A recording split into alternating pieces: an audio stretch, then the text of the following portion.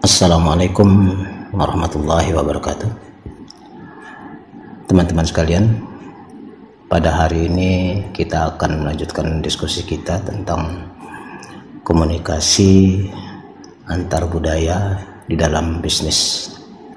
Pada pembicaraan kita minggu lalu kita sudah menyinggung tentang adanya jenis komunikasi yang berbeda dalam masyarakat di dunia internasional maupun di lokal suatu negara, yaitu dua jenis kelompok budaya.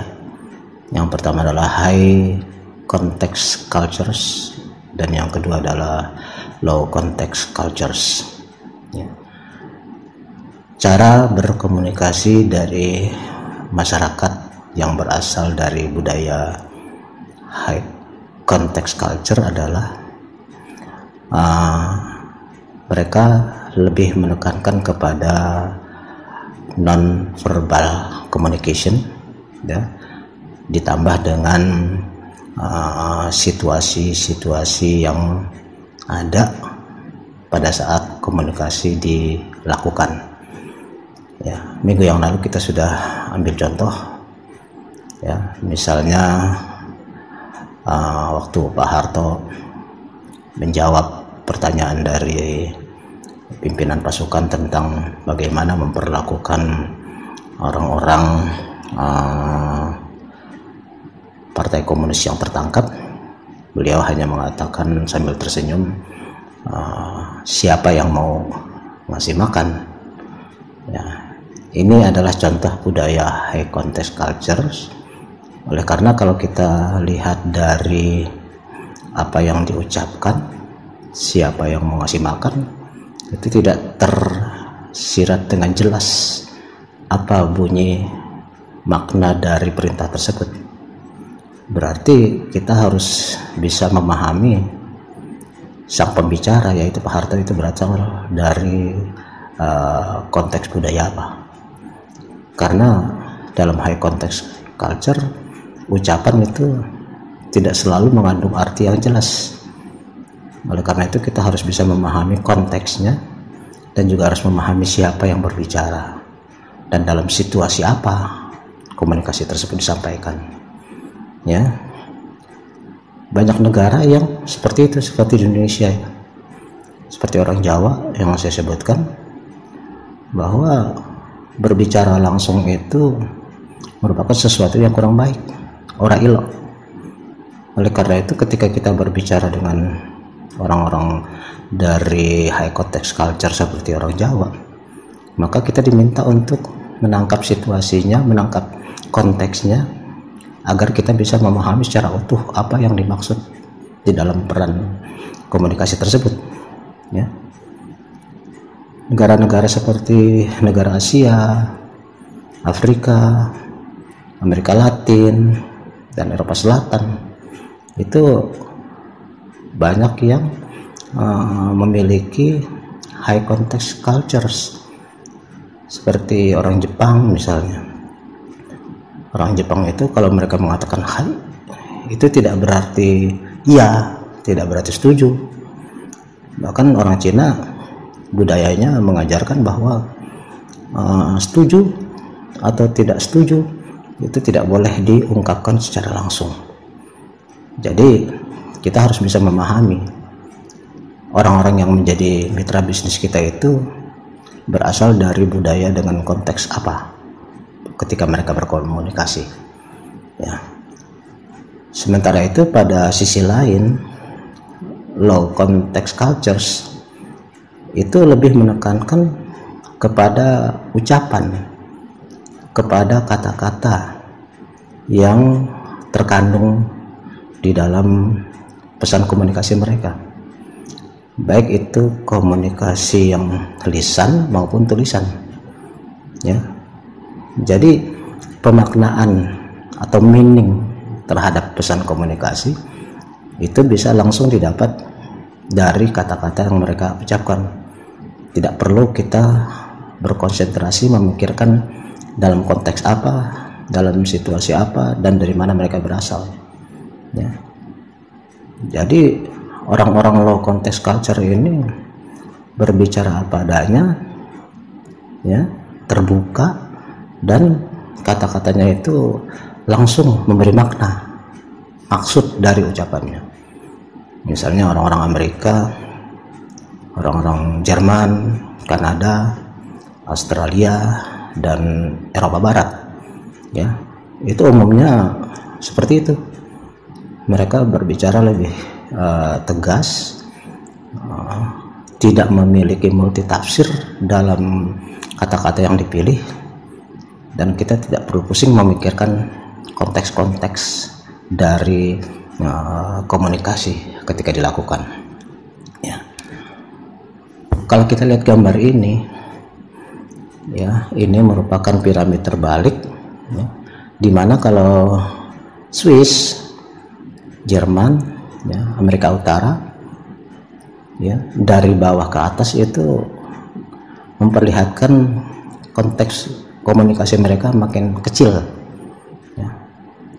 Selanjutnya seperti Perancis, Inggris, Italia, makin ke atas itu konteksnya makin menjadi high, makin menjadi tinggi, makin melebar. Jadi makin ke atas itu kita harus makin memperhatikan konteks dari komunikasi yang disampaikan oleh orang-orang yang berasal dari negara-negara ini, ya. Makin ke atas seperti misalnya Latin Amerika itu sudah mulai lebar konteksnya, Arab makin melebar lagi, Japanese juga demikian, Cina, Korea, termasuk Indonesia. Barangkali Indonesia menempati yang paling tinggi barangkali, ya, karena di sini umumnya merupakan orang-orang dari high context communication. Meskipun ada juga contoh yang low context seperti saya juga sudah sebutkan, yaitu orang-orang dari Sumatera Utara, orang-orang Batak itu mereka lebih mendekati low context karena mereka bicara apa adanya, ya, seperti yang diajarkan oleh budaya mereka, yaitu bahwa ngomong secara belak-belakan apa adanya itu lebih menunjukkan suatu kejujuran.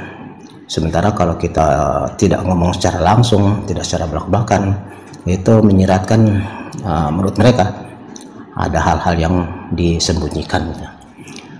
Jadi ketika kita melakukan bisnis dengan orang-orang dari beda konteks culture-nya seperti ini, konteks budayanya seperti ini, berarti kita harus bisa menangkap makna yang sebenarnya, ya, baik ketika mereka berasal dari low context maupun high context, gitu, supaya kita tidak keliru mengartikan apa yang mereka sampaikan. Oke, berikutnya seperti saya sebutkan tadi bahwa orang-orang dari high context culture itu lebih menekankan kepada non-verbal communication, yaitu lebih banyak kepada gerak-gerik, isyarat, dan sebagainya.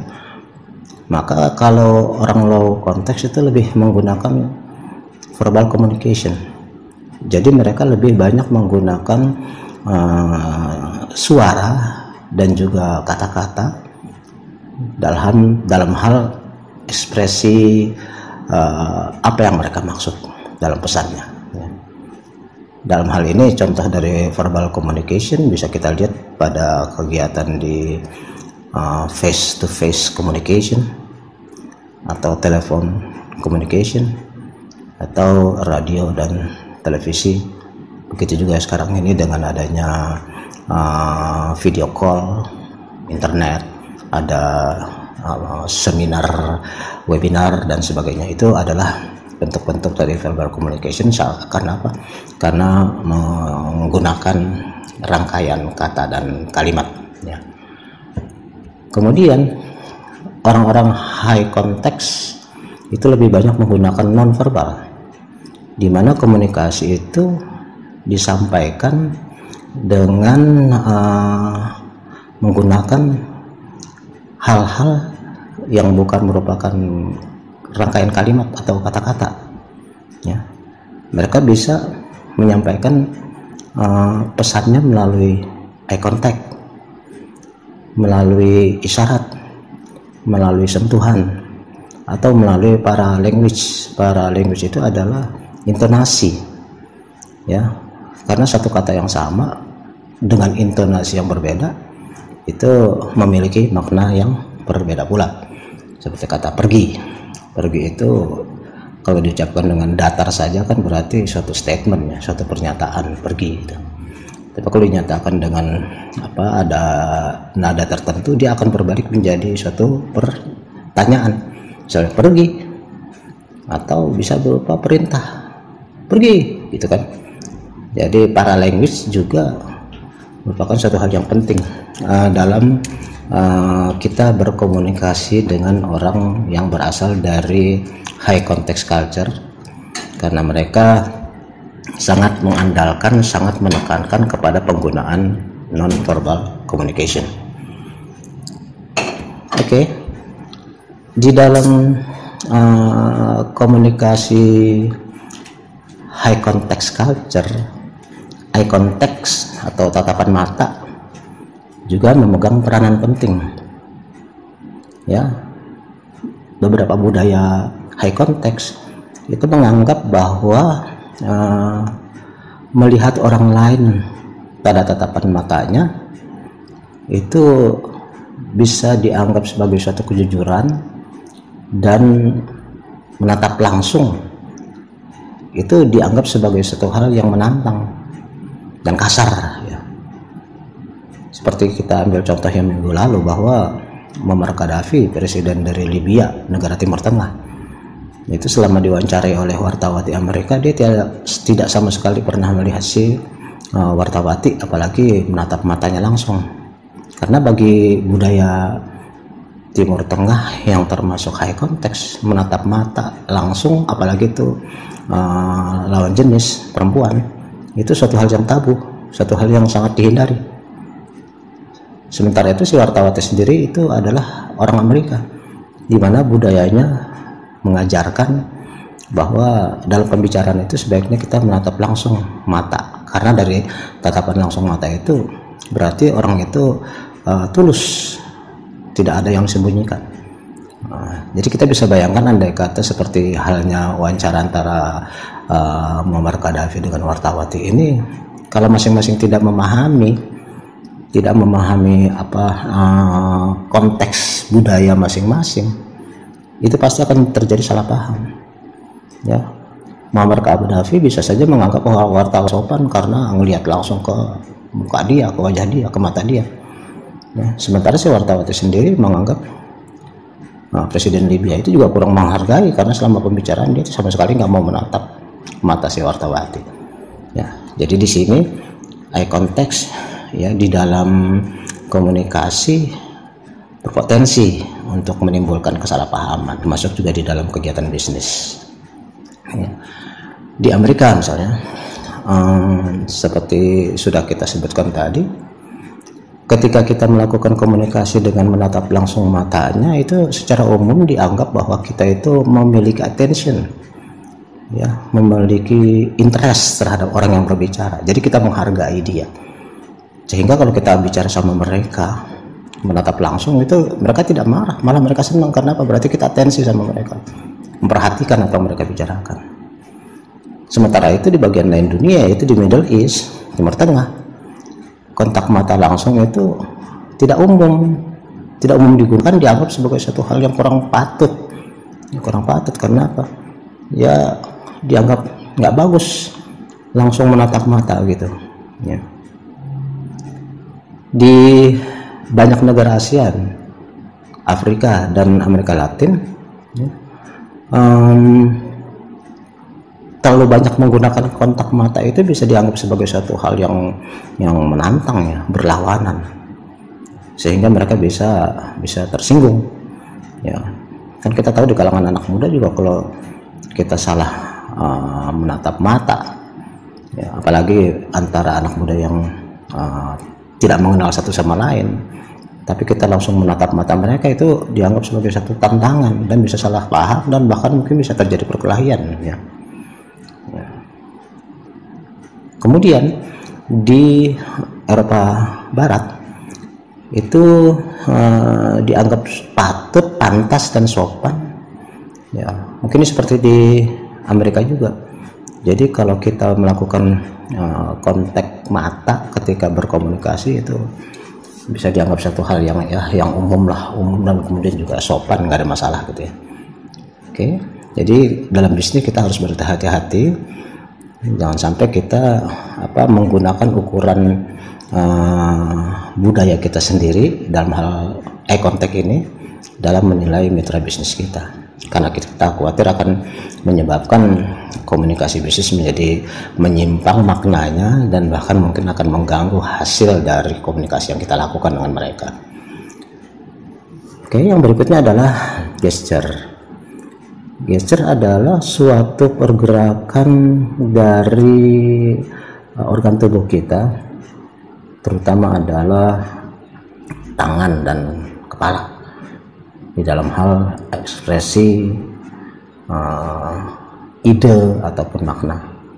Ya, kita ambil contoh misalnya di Indonesia ini kan, kalau kita menggerakkan kepala, mengangguk, itu berarti kita setuju atau mengiyakan. Sedangkan kalau kita menggeleng, berarti itu kita menolak atau menidakkan. Sementara kalau di India misalnya, kita tahu malah sebaliknya. Orang India kalau dia menggelengkan kepala berarti iya. Sedangkan kalau dia mengangguk, berarti kan ini berlawanan ya, walaupun sama-sama high context ya. Jadi meskipun sama-sama high context culture sekalipun, gesture ini bisa memiliki perbedaan arti ya. Kita lihat di gambar ini misalnya ya, gambar dua jari telunjuk dan jari tengah pada gambar yang paling kanan itu victory, bisa berarti kemenangan, bisa juga berarti perdamaian, bisa juga berarti oke, gitu ya. Sementara jempol terbalik itu kalau kita tahu di media sosial itu dianggap sebagai suatu hal yang negatif, yaitu tidak senang, dislike ya. Kemudian yang bersilang, saya kurang tahu nih apa artinya nih ya, antara telunjuk dengan jari tengah bersilang. Sementara kalau di Jepang itu pada gambar yang paling kiri, bulatan seperti itu menunjukkan adalah uang receh, uang logam. Jadi kalau orang Jepang ada menunjukkan gesture seperti ini berarti adalah gambar atau simbol dari uang ya, uang logam atau recehan.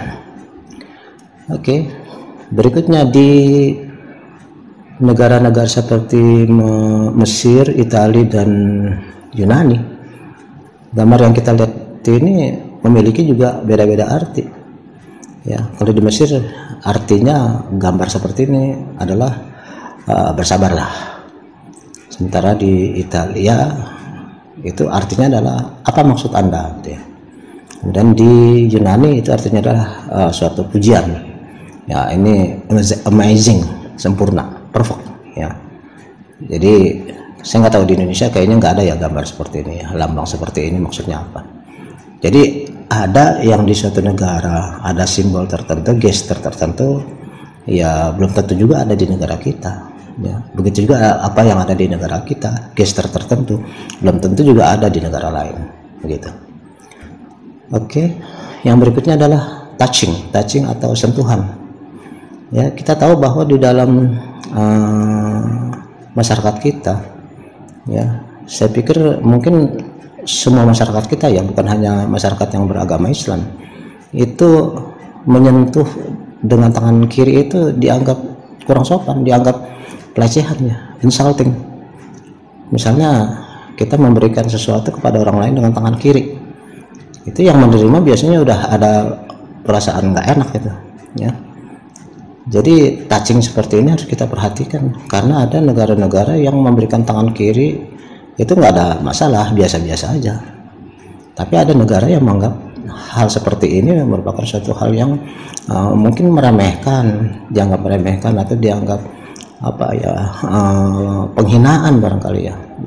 Kalau kita marah terus kemudian kita kasih orang pakai tangan kiri, nah, itu biasanya tuh akan timbul emosi bagi yang menerima, ya.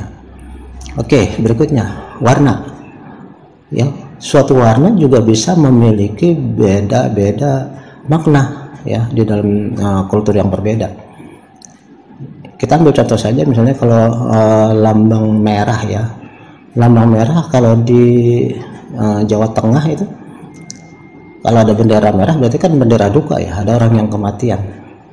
Tapi untuk lambang kematian itu sendiri di Jakarta dan Tangerang mungkin yang digunakan bukan merah tapi kuning, ya. Ada juga yang menggunakan untuk hal yang sama adalah bendera putih atau bendera hitam, ya. Jadi untuk suatu makna bisa berbeda warna yang digunakan, bisa juga satu warna yang sama bisa beda makna. Kuning misalnya, ya, kuning kan kita lihat kalau dalam masa kampanye berarti kan Golkar. Tapi kalau misalnya ada rombongan dengan bendera kuning, berarti kan bukan rombongan kampanye Golkar, tapi rombongan orang yang mau menguburkan mayat, jenazah, ya. Ya, jadi bisa beda-beda makna. Nah, berikutnya adalah di Asia itu warna orange dianggap suatu hal yang positif, pencerahan jiwa, dan kemudian juga dianggap sebagai warna yang menggambarkan kehidupan yang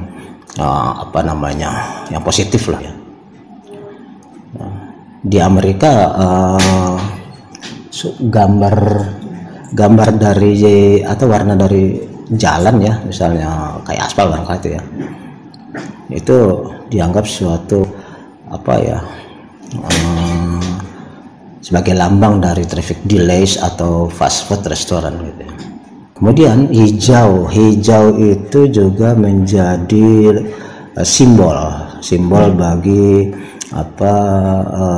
partai atau golongan yang bercorak Islami, ya, dan dia merupakan suatu warna tradisional dari umumnya negara-negara Islam, ya, seperti Mesir itu bendera nasionalnya adalah hijau. Kemudian di Indonesia partai-partai yang berbasis Islam juga umumnya pakai warna hijau, misalnya P3, Partai Persatuan Pembangunan, atau Kebangkitan Bangsa PKB, itu warna benderanya adalah hijau. Oke. Di Irlandia itu warna hijau adalah perayaan libur Santo Petrus, Saint Patrick's Day, ya. Jadi mereka menggunakannya untuk hari libur itu adalah warna hijau, ya. Sementara kalau kita lihat lagi di negara-negara Barat, itu biasanya untuk pengantin itu dressnya adalah warna putih, ya, warna putih, dress panjang, ya, bagi perempuan pengantin wanitanya.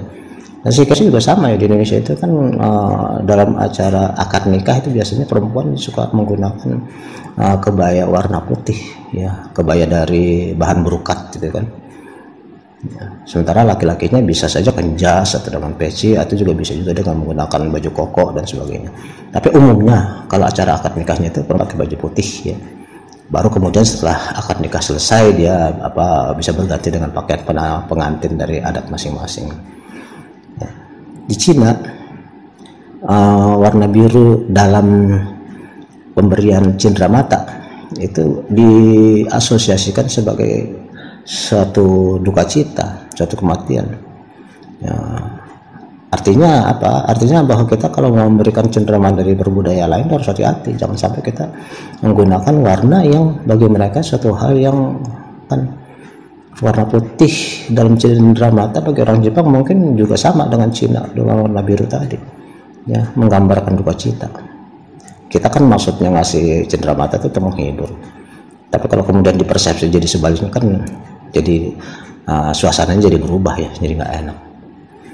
Oke, demikian juga dengan penggunaan clothing, pakaian, ya. Traditional clothing adalah bagian penting dari sejarah dan identitas suatu bangsa. Makanya kita lihat bahwa bangsa tertentu memiliki masing-masing mode pakaian. Bukan hanya bangsa, suku bangsa juga demikian. Di Indonesia ini Jawa, pakaian Sunda, pakaian Batak, pakaian Kalimantan, pakaian Bugis dan sebagainya, itu pakaian tradisionalnya adalah identitas mereka. Kita bisa tahu dari pakaian seperti ini berarti ini dari suku mana gitu ya. Jadi merupakan satu hal yang harus kita perhatikan, sehingga ketika kita melakukan komunikasi bisnis dengan orang-orang yang berpakaian tertentu yang mungkin di mata kita agak aneh, itu jangan kita jadi latah untuk mengomentari sesuatu hal yang kurang menyenangkan bagi mereka yang mendengar. Oke. Di di Kolombia dan di Middle East, Timur Tengah, itu laki-laki biasanya tidak menggunakan jas dan dasi, tetapi bagi orang-orang di barat, di Eropa, itu mungkin suatu hal yang sudah biasa ya, menggunakan jas kemudian ada dasinya. Berikutnya, kalau di India itu bagi perempuan biasanya pakaian tradisionalnya dia dinamakan sari. Kita tahu juga, wah ini pakaian India ini, karena udah jelas itu merupakan identitas mereka. Jadi kita tahu bahwa dengan menggunakan pakaian seperti ini berarti orang ini adalah orang India gitu ya. Sama juga dengan misalnya negara-negara Teluk, itu biasanya perempuan-perempuan itu menggunakan parda, baju tradisional mereka, dan juga bisa ditambah dengan cadar ya. Jadi ketika kita mengunjungi negara mereka, mungkin kita bisa menghormati mereka dengan juga mengenakan pakaian yang sama. Kalau kita mau menghormati itu, kalau misalnya kita pakaian secara umum aja mungkin juga tidak jadi masalah gitu ya. Oke, kemudian negara-negara barat yaitu itu perempuan bisa menggunakan pakaian-pakaian yang mereka sukai ya. Misalnya dalam contoh ini kan kita lihat bahwa di sebelah kiri itu adalah gambar dari wanita-wanita yang menggunakan pakaian sangat tertutup, bahkan matanya juga nyaris tidak kelihatan ya. Sementara di sebelah kanan gambarnya perempuan-perempuan barat ya, itu bisa menggunakan pakaian yang seperti ini, yang bebas ya. Agak-agak jadi pertanyaan mungkin bagi kita ya, kenapa? Karena kok di negara-negara yang notabene itu dia punya iklim panas, negara-negara yang punya gurun pasir, Afrika, ini pakaiannya malah seperti ini gitu ya, tertutup semua gitu. Sementara di negara-negara yang dingin terbuka ya kan. Kalau dari iklimnya kan mestinya terbalik ya, mestinya yang negara dingin ya yang kiri, karena mereka kan jadi, sementara yang di kanan adalah negara-negara yang panas karena mereka jadi tidak kegerahan gitu. Ya, kembali lagi bahwa budaya adalah kumpulan nilai yang dianggap memiliki nilai-nilai luhur bagi budaya masing-masing. Jadi betapapun di mata kita itu agak aneh ya, kita harus bisa terima kalau kita mau komunikasi kita dengan orang yang berbeda budaya itu lancar-lancar. Oke. Begitu juga dengan di Kenya ini, kita melihat bahwa perempuan-perempuan mereka itu menggunakan kalung yang dan saya kira bukan hanya di Kenya ya, di Indonesia juga ada suku bangsa kita yang menggunakan kalung bertumpuk-tumpuk. Di Nepal juga begitu, sama, bahkan ada yang sampai di leher perempuan itu digantungkan kalung yang bersusun-susun sehingga lama-kelamaan lehernya jadi memanjang. Leher yang memanjang itu bagi mereka itu mungkin cantik ya. Kemudian kuping yang juga yang diganduli dengan anting yang berat-berat akhirnya jadi ini ke bawah berjuntek, itu dianggap cantik ya. Di negara Jerman itu perempuan yang disukai adalah perempuan yang bertubuh gemuk ya, gemuk dan tinggi gitu. Itu yang idaman yang kayak gitu. Tapi kalau kita lihat di negara Asia seperti Korea, Jepang, ya jarang kita ngelihat wanita-wanita yang gemuk, karena umumnya mereka langsing-langsing. Thailand dulu gitu ya, Thailand, Korea, Jepang, Cina itu umumnya kecil-kecil ya. Tidak seperti Jerman yang orangnya, perempuannya itu badannya ya subur-subur, tinggi-tinggi. Oke, artinya pandangan laki-laki terhadap mana yang paling idola, yang paling menarik bagi mereka ya beda Orang Korea menganggapnya seperti itu, yang menarik, yang kurus-kurus kecil-kecil, sementara bagi orang Jerman ya yang dianggap menarik adalah yang tinggi, besar, gemuk ya. Oke, demikian juga dengan kita berjumpa dengan orang lain dari budaya yang berbeda. Bagaimana kita mengucapkan salam kepada mereka? Itu bisa beda-beda ya. Misalnya kita lihat bahwa di Jepang itu menunduk itu merupakan suatu cara greeting yang sudah umum. Bahkan semakin tinggi level seseorang dalam masyarakat itu menunduknya itu makin dalam ya. Maka kemudian kalau kita lihat orang Jepang itu menyanyikan lagu kebangsaan mereka dan menghormati bendera mereka ya, Hinomaru, itu mereka sudah seperti orang muslim ruku ya, menunduknya itu sudah seperti 45 derajat gitu ya. Sementara tempat lain ya bisa beda-beda ya. Di orang-orang barat itu biasanya greeting itu sambil juga melakukan jabat tangan ya, dengan catatan ini terjadi pada masa normal ya. Kalau masa COVID seperti sekarang ini kan jabat tangan lagi sesuatu hal yang dihindari, jadi bukan jabat tangan sekarang ini adu sikut ya, atau adu kepalan. Berbeda ya, mungkin COVID-nya sudah berlalu ya, itu bisa jadi normal lagi kayak gitu ya, jabat tangannya ya. Kemudian di banyak negara Latin itu juga jarak fisik antara orang yang berbicara dan juga cara mereka bersalaman itu juga sangat dekat ya, sangat dekat, dan mungkin melakukan cipiki gitu ya, cium pipi kiri. Nah ini juga dalam masa COVID sekarang ini suatu hal yang sangat dihindari ya. Sampai CPPK kemudian dalam jarak yang dekat itu rentan untuk ketularan penyakit ya. Demikian juga dengan orang-orang dari Prancis, Spanyol, Itali dan Portugis itu mereka menyalami teman itu adalah dengan kissing on both cheeks, cipika-cipiki. Sementara bagi orang India itu adalah dengan menakupkan, merapatkan kedua telapak tangan di dada sebagai tanda salam ya.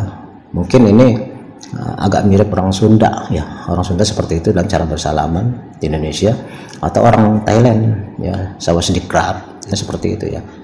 Ya kita lihat gambarnya ini kan bagaimana orang Jepang, orang Amerika Latin, kemudian orang India cara menyampaikan ini. Ada baiknya juga kita memperhatikan sehingga kita jangan sampai salah untuk cara penyampaian salam kepada mereka, teman bisnis kita yang berbeda background budayanya ya.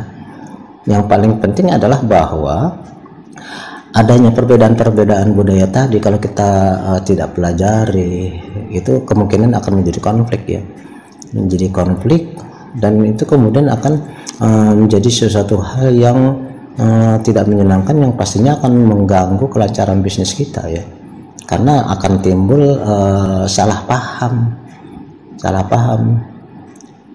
dan nggak boleh mengatakan bahwa budaya kita yang baik, yang bagus, sementara budaya orang lain jelek dan salah. Tidak boleh itu. Karena apa? Karena itu masalah budaya adalah lahir dari pandangan tentang apa saja yang dianggap memiliki nilai luhur. Ya, minggu lalu sudah saya katakan bahwa budaya itu adalah kumpulan nilai yang dianggap luhur oleh masing-masing masyarakat, sehingga tekan menjaga, ya, memelihara, dan bahkan melestarikannya dengan cara mewariskan kepada generasi berikutnya, sehingga budaya-budaya itu berlangsung lama, lestari, oleh karena memang diwariskan dari generasi ke generasi gitu ya. Jadi nggak boleh kita mengatakan bahwa yang kita yang bagus sementara mereka yang tidak bagus ya, karena kembali intinya bahwa budaya adalah sesuatu yang luhur. Luhur bagi siapa? Ya bagi masyarakat yang bersangkutan. Nah, jadi oleh karena itulah kita menghindari situasi yang baru, karena kesalahpahaman itu bisa muncul dari dan juga bisa karena perbedaan kebangsaan, perbedaan agama, perbedaan etnik. Nah, itu akan bisa ada muncul dari sana. Dan juga bisa situasi yang berbeda itu bisa muncul karena kita mengabaikan hal-hal nilai-nilai budaya ini dalam kita bergaul dengan orang-orang yang berbeda, dan kita kurang sensitif, kurangnya kesensitifan kita dalam memahami mereka. Dalam budaya yang berbeda ini yang paling pas adalah kita menggunakan empati. Empati adalah kita menempatkan kaki kita di sepatunya orang. Ya, bisa jadi sepatu orang lain itu di kaki kita nggak nyaman karena terlalu sempit atau terlalu lebar. Artinya karena beda, maka beda dalam kita menikmatinya, merasakannya menggunakan sepatu itu.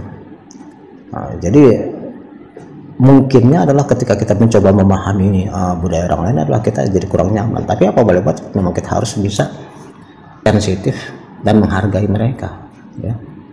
Atau mungkin karena kita bukannya mengabaikan, tapi kita malah kurang mengetahui atau kurang kesadaran bahwa di dalam kehidupan sosial ini, fakta kehidupan sosial itu yang namanya perbedaan budaya itu memang ada, eksis, ya.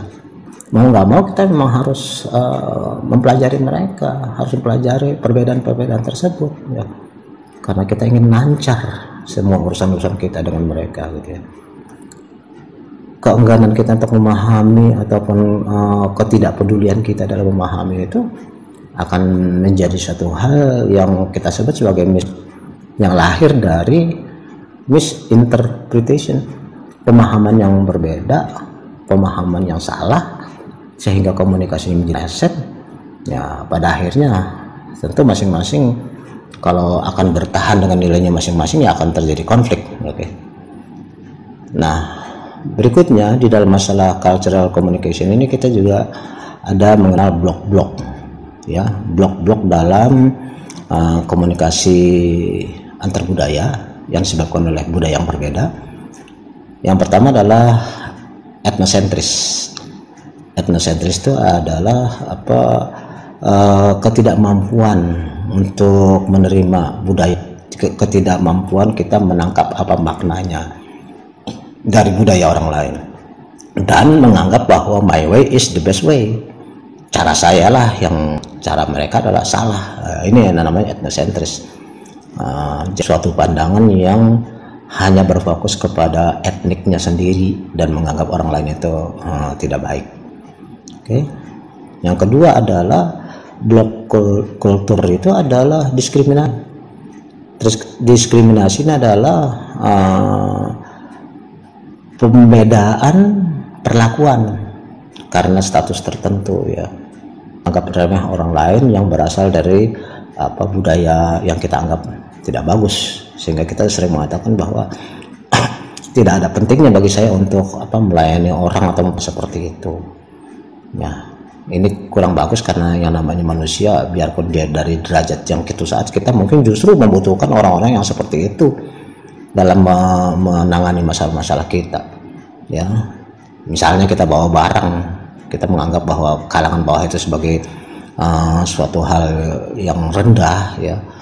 Ya kan ketika kita misalnya ada di terminal, di stasiun atau di bandara, ya kita membutuhkan mereka.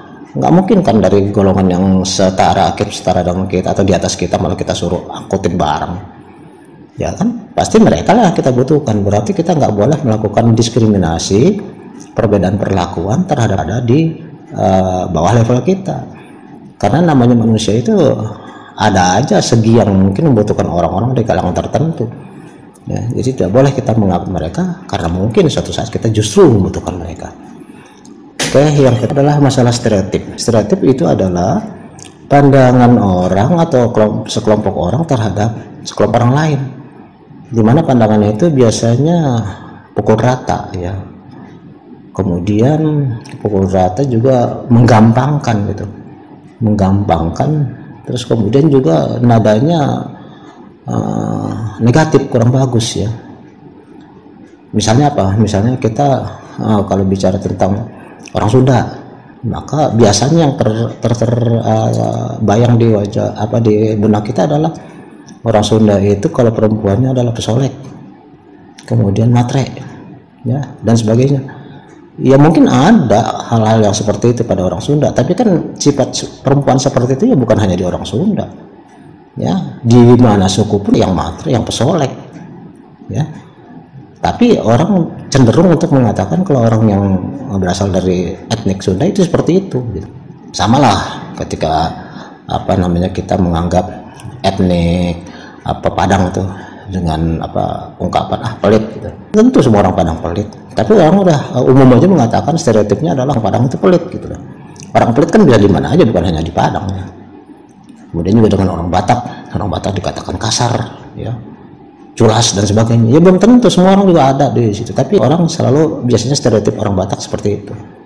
Saya orang Betawi nih, saya nih, banyak orang yang mengatakan Betawi itu malas, ya, tukang kawin gitu katanya. Tapi kita tahu bahwa yang namanya malas itu di semua suku juga ada, bukan hanya orang Betawi. Saya bisa seperti ini kan karena saya nggak malas dong, otomatis. Ya, terus kemudian juga tukang kawin ya di mana-mana juga, apalagi kalau punya duit ya pastilah itu yang ini yang ada ya. Mau suku apapun juga kalau ada lelaki banyak duitnya, kemana lagi? Perhiasan wanita itu kan emas, perak, ya, berlian. Ya, perhiasan laki-laki kan perempuan, habis apa lagi, ya. Masa laki-laki pakai intan berlian, ya bukan tempatnya lah.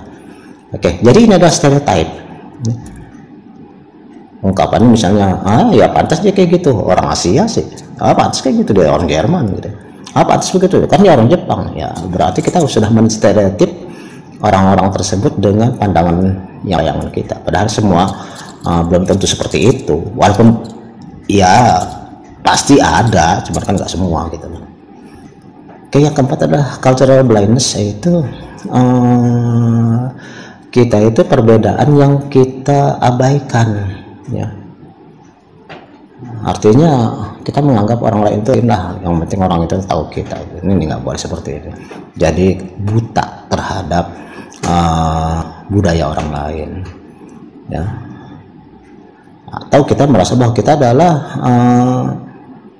pandangan-pandangan kita karena kita berasal dari sesuatu yang kita anggap tinggi, maka pandangan orang lain yang kita anggap dari budaya rendah itu kita abaikan. Kamu ikutin aja seperti apa gitu. Karena kita merasa kita lebih memahami masalah. Oke. Yang terakhir adalah masalah perbedaan intonasi, ya. Ada intonasi yang formal atau informasi yang kurang formal yang pada akhirnya akan menyebabkan pemaknaan yang berbeda. Terakhir, kita mencoba untuk improving communication kita. Yang pertama adalah hindari etnosentris, jangan menganggap budaya kita paling benar. Kemudian recognize cultural variation, artinya kita mengakui bahwa ya nama masyarakat dimanapun itu kan kulturnya beda-beda, apalagi dalam era global seperti ini, ya kita mengenal budaya orang lain. Oleh karena itulah kita harus mempelajari, ya, we have to learn about the cultures, ya. Artinya kita mencoba untuk memahami, mempelajari kultur-kultur yang berbeda tersebut, budaya yang berbeda, ya. Remove language barrier, ya, artinya usahakanlah sedapat mungkin, apalagi dalam masalah bisnis, ya, kita jangan sampai menggunakan bahasa yang tidak umum, bahasa yang tidak appropriate gitu, yang tidak, ya, kurang bagus lah gitu ya di dalam hal komunikasi. Dan cobalah kita untuk memberikan kesempatan juga kepada orang lain untuk memahami budaya kita. Artinya bukan hanya kita yang berusaha memahami budaya orang, tapi orang juga kita beri kesempatan untuk memahami dengan cara kita memberikan penjelasan yang sebaik-baiknya. Hal berikutnya juga adalah mengembangkan kemampuan komunikasi budaya kita adalah kita mencoba untuk menulis dan bercakap dengan jelas. Ya, jangan terlalu banyak pakai bahasa yang berbunga-bunga, yang multitafsir, pakai bahasa yang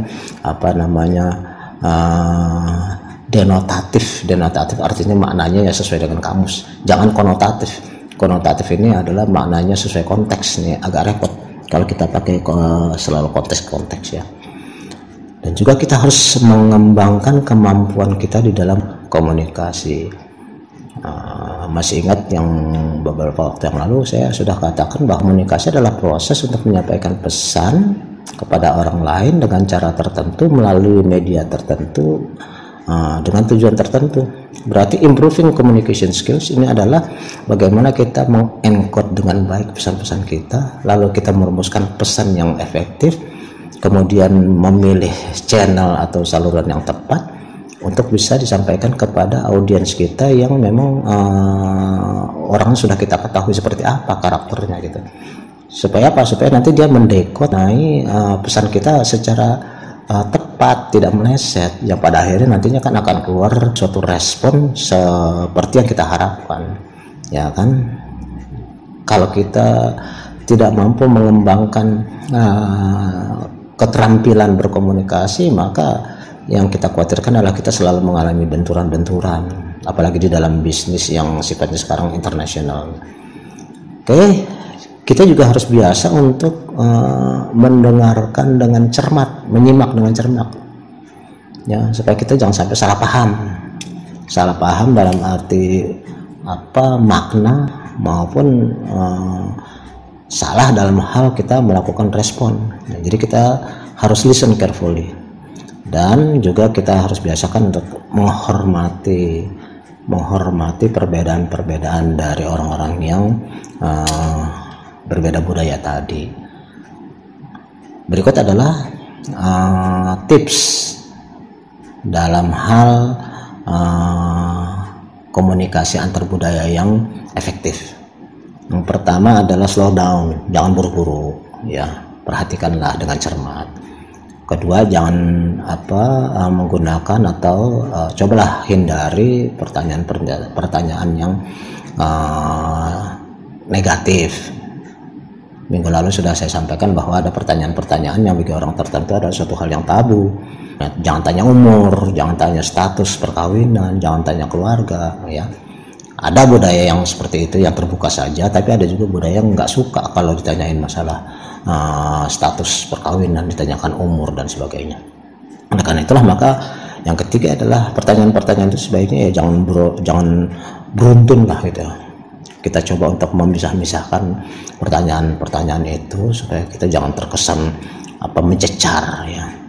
Dan kemudian berikan kesempatan pada orang lain untuk juga bicara, jangan kita itu mendominasi pembicaraan, ya, karena kita nggak tahu ini dari konteks mana ini orang-orang yang akan kita ajak bicara, apakah dari high context atau dari low context. Kalau dari high context nanti kita berondong seperti itu, nyerocos sendiri, ya kita nanti nggak disukai.